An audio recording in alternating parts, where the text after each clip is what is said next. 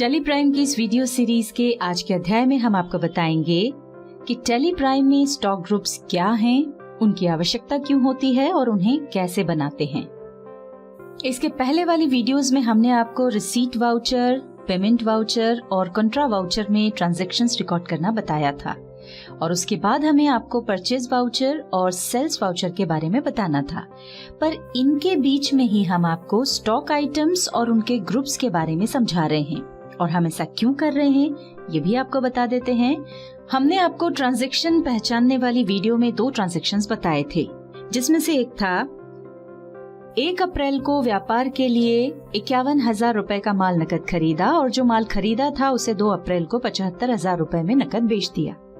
अब ऐसा बोलने में तो ठीक लगता है, पर दरअसल ये अस्पष्ट है। इसमें हमें ये नहीं मालूम पड़ता कि क्या माल था, कितना था, उसका रेट क्या था इत्यादि। जब हम व्यापार में माल खरीदने बेचने का काम करते हैं तो जो भी माल यानी गुड्स खरीदते बेचते हैं उनका पूरा रिकॉर्ड रखना होता है, जिससे हमें बहुत ही आसानी से ये पता चल जाता है कि कौन सा माल खरीदा, उसकी कितनी क्वांटिटी थी, क्या भाव था, कौन सा माल बेचा, कौन सा माल स्टॉक में है इत्यादि। और इन्हीं कारणों से टैली में हमें परचेज वाउचर और सेल्स वाउचर के ट्रांजैक्शंस रिकॉर्ड करने के पहले स्टॉक आइटम्स बनाना होते हैं।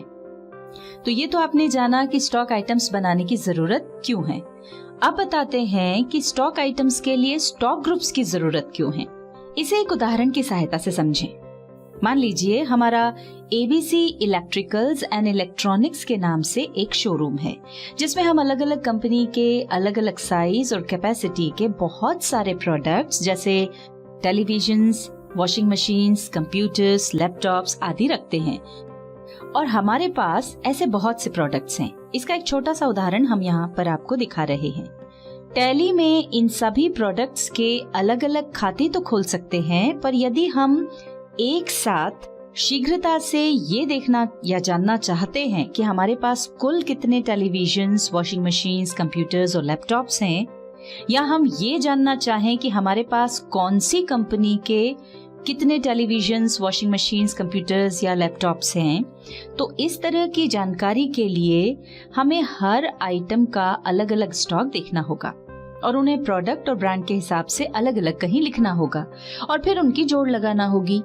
यानी एक लंबा और बहुत ज्यादा समय लेने वाला प्रोसीजर होगा और इतना करने के बाद भी इस हिसाब में गलती की संभावना बनी रहेगी।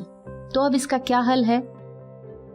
तो इसका हल ये है कि पहले हम स्टॉक ग्रुप्स बना लें और फिर उन ग्रुप्स में स्टॉक आइटम्स के खाते खोल लें। हमने जो उदाहरण बताया इसे हम एक चार्ट की सहायता से और भी सरल तरीके से समझ लेते हैं। इस चार्ट में सबसे ऊपर एबीसी इलेक्ट्रिकल्स एंड इलेक्ट्रॉनिक्स लिखा है और इस शोरूम में क्या क्या प्रोडक्ट्स हैं वो दूसरी लाइन में दिखाई पड़ रहे हैं। यहाँ हम समझाने के लिए इन सभी प्रोडक्ट्स में से सिर्फ टीवी के सब ग्रुप्स बनाकर आपको दिखा रहे हैं। देखिए टीवी में किस किस कंपनी के टीवी हैं वो तीसरी लाइन में दिखाई पड़ रहे हैं। अब इनमें से किसी एक कंपनी के टीवी पर जाते हैं तो हमें ये पता चलता है कि इनमें कौन कौन सी साइज के टीवी हैं।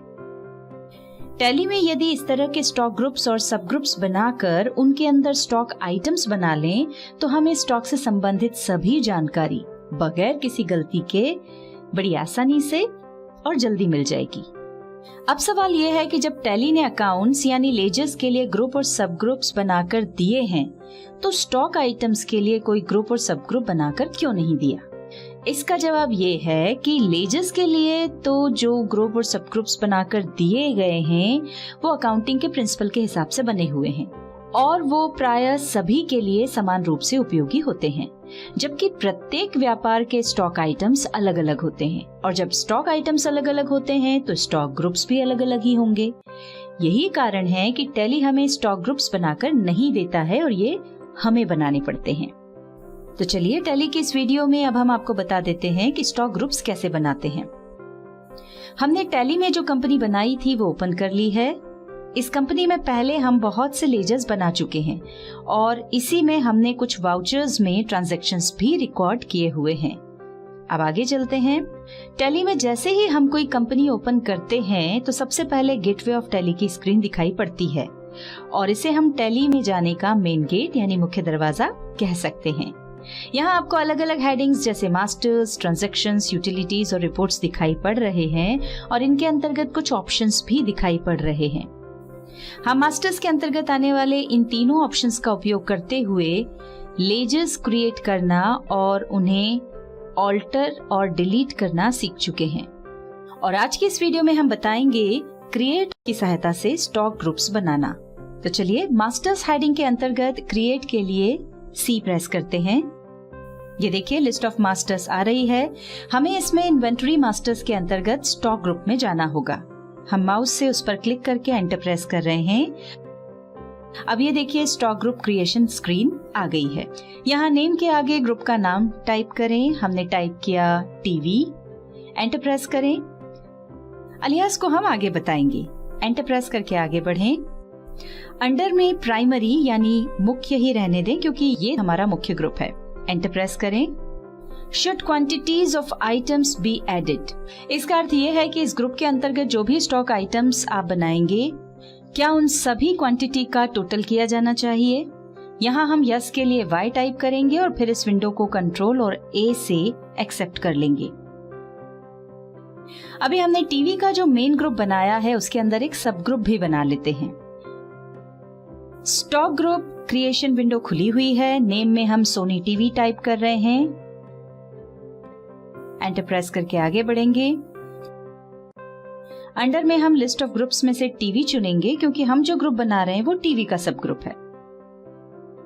देखिए ऐसा करते ही should quantities of items be added के आगे यस अपने आप आ गया है क्योंकि हमने अंडर में टीवी चुना है और टीवी का ग्रुप बनाते वक्त हम should quantities of items be added को यस कर चुके हैं। अब कंट्रोल और ए की से इस विंडो को एक्सेप्ट कर लेते हैं।